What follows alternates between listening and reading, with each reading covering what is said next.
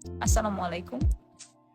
আমার মনে হয় আল্লাহ যখন আমাদের লাইফ থেকে কাউকে নিয়ে যায়, তার পেছনে অবশ্যই ভালো কোনো কারণ আছে। জীবন নিয়ে আমাদের ব্যক্তিগত পরিকল্পনা থাকাটাই স্বাভাবিক। কিন্তু আমাদের এটা মনে রাখতে হবে যে আল্লাহই সর্বশ্রেষ্ঠ পরিকল্পনাকারী। মানুষ সামাজিক জীব। তাই চলার পথে অ্যাটাচমেন্ট হওয়াটা ইজ আনঅ্যাভয়েডেবল। তাই অ্যাটাচমেন্ট ভেঙে গেলে কষ্ট পাওয়াটাও স্বাভাবিক। আর এই কষ্ট থেকে বের হয়ে আসার জন্য সময় লাগাটাও খুবই স্বাভাবিক। But don't forget that you deserve better and Allah has better plans for you. I know it's a very tough situation. কিন্তু এই সময়ে ইমোশনাল হয়ে যে কোনো রকম ভুল সিদ্ধান্ত নেওয়াটা মোটেই কাম্য নয়। তাই যে সিচুয়েশনই হোক না কেন, প্লিজ ধৈর্য ধরুন। সেই মানুষটি যদি আপনার জন্য পারফেক্ট হতো, তাহলে আল্লাহ কখনোই হয়তো বা তাকে আপনার জীবন থেকে নিয়ে যেত না।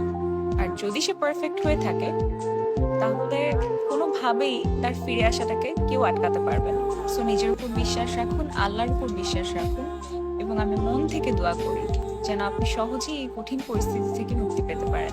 ধন্যবাদ।